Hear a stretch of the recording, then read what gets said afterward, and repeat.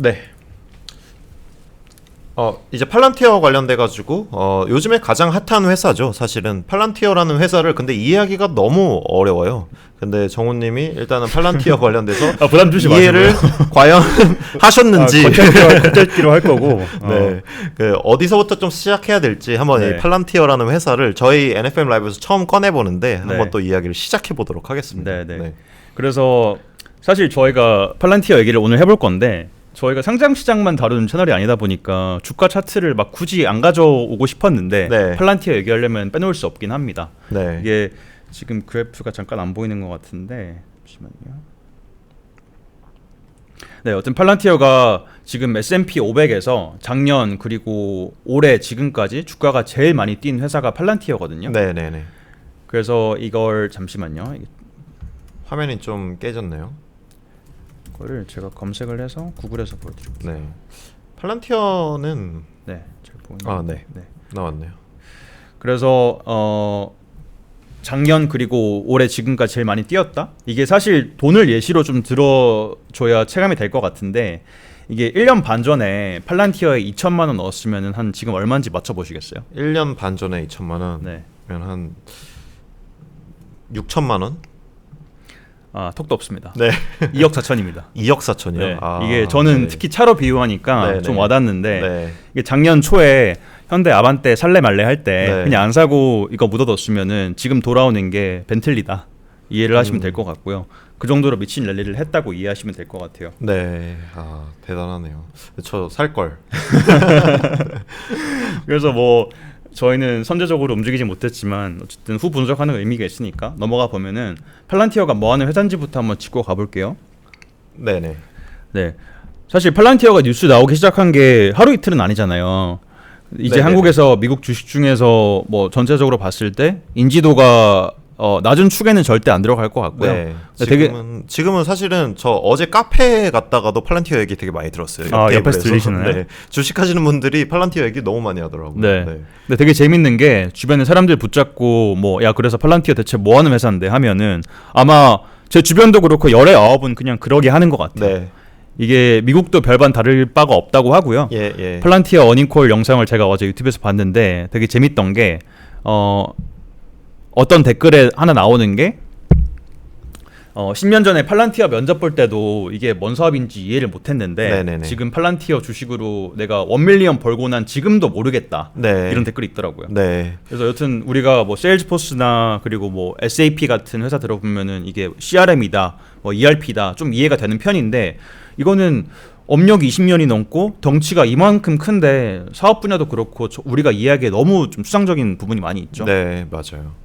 저도 사실은 개인적인 목표이긴 한데 이제 회사를 좀 만들고 하는 과정 중에 있다 보니까 팔란티어를 공부를 되게 많이 했어요. 뭐 좀 이렇게 개념적으로 따올 거 있을까. 그리고 저는 개인적으로 이제 피터 T를 되게 관심을 가지고 있는 사람이긴 하거든요. 네. 공부를 많이 해도 모르겠어요. 그래 나도 그래도 공부 좀 한 사람인데 이거 네, 그래도 네. 좀 검색 좀 하고 네. 어디 뭐 리포트 좀 보고 IR 콜 좀 듣고 하면은 그래도 이해하지 않을까 했는데 이걸 어떻게 이해를 해야 되는지 그걸 진짜 모르겠더라고요. 우리 잘못이 아니라 얘네가 소개를 잘 못한 거 아닐까요? 그러니까 소개를 안 하는 게 전략인가? 소개를 안 하고 매출 많이 내는 게 전략인가 싶기도 하고요. 네. 그래서 우선 회사에서 스스로 공식 정의하는 거는 보시는 것처럼 우리는 뭐 AI 데이터 인텔리전스 애널리틱스 회사다라는 네. 거고요. 요약을 해보면은 이게 정부 부처나 엔터프라이즈 회사 대상으로 해서 이 고객들이 가지고 있는 내부에 있는 무질서한 데이터가 엄청 많을 거잖아요. 예, 이런 예. 거를 다 하나로 갖다가 모아서 수집하고 분석을 해서 이제 내부에서 고객사에서 내부 오퍼레이션이나 의사결정에 좀 쉴 수 있게끔 이 소프트웨어 레이어로 우리가 만들어 준다라고 네. 얘기를 해요. 네. 사실 이것만 봐도 좀 아직 막연하죠. 네, 맞아요. 네. 그래서 실제 유즈 케이스를 보여드리는 게 제일 좋을 것 같은데 지금 제일 처음 올라와 있는 게 에어버스 사례고요. 네. 항공기 회사죠? 네, 그렇죠. 프랑스 소재한 이제 유럽 항공기 제작하는 회사고 예를 들어서 에어버스 같은 경우에는 여기서 A350 기종 얘기를 예시로 드는데 네네. 이때 15년쯤에 생산을 할 때 아웃풋이 너무 안 나왔어요. 그래서 이게 에어버스가 분석을 해보니까 생산 라인이 물리적으로 여러 국가 여러 곳에 좀 퍼져 있기도 하고 네. 그래서 내부 데이터 뭐 예를 들어서 근무 교대하는 일정이나 부품 네. 수급하는 스케줄이나 이런 데이터가 다 퍼져가지고 한 군데로 모여서 인사이트로 못 쓰이고 완전 휘발되고 있더라. 네, 이런 네, 문제가 네. 있었다고 합니다. 네. 그래서 생산 캐파가 너무 안 나오니까 네. 도와달라고 이제 SOS를 쳤는데 이때 팔란티어가 개입을 해서 이 데이터 에셋을 한 군데로 다 모아주고 이제 팀에서 에어버스 내부적으로 우리가 실시간 공정률, 부품 수급 진행 상황 같은 거를 다 인사이트로 볼 수 있게끔 이제 인터페이스를 만들어줬고 네. 그래서 전반적으로 워크플로우랑 이제 아웃풋이 개선되면서 결론적으로 제작 캐파가 아웃풋이 33% 가까이 늘었다고 하거든요. 네. 이게 처음으로 같이 진행한 이제 에어버스랑 팔란티어 사이에 뭐 POC 격의 성격이었는데 성과가 나와주니까 에어버스에서도 나중에는 전사에서 쓰는 데이터 플랫폼 만드는 작업까지 다 맡겼다고 얘기를 네. 합니다.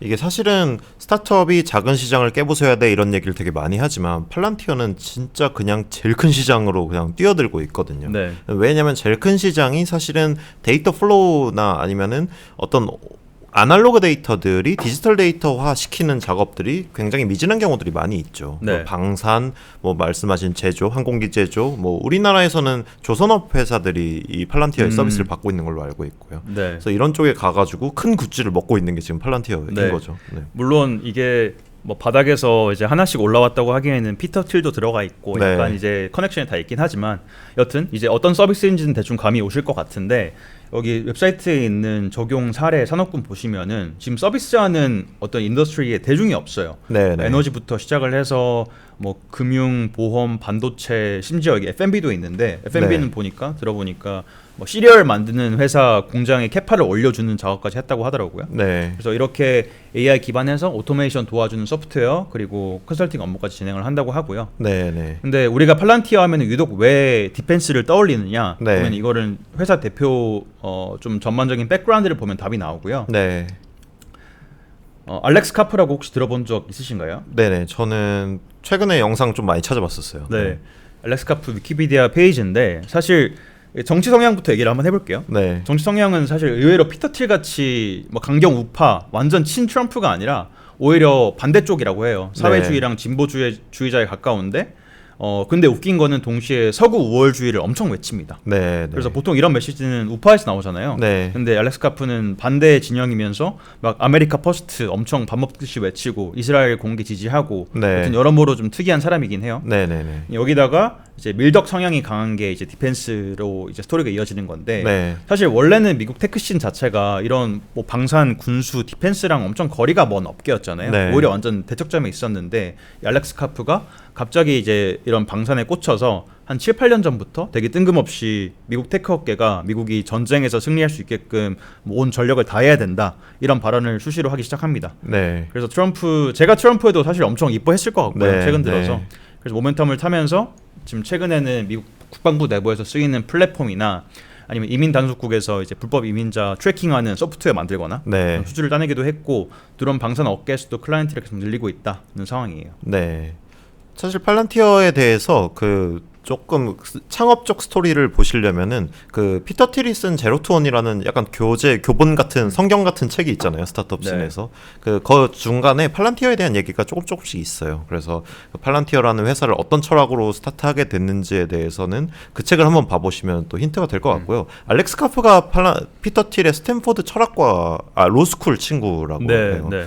그래가지고 둘 다 또 철학 전공을 하고 했는데 알렉스 카프는 독일에서 아마 철학 전공을 하고 스탠포드 로스쿨에 왔다가 피터 틸을 만났는데 이런 이야기를 하다가 이제 같이 스타트한 게 팔란티어라고 하더라고요. 네.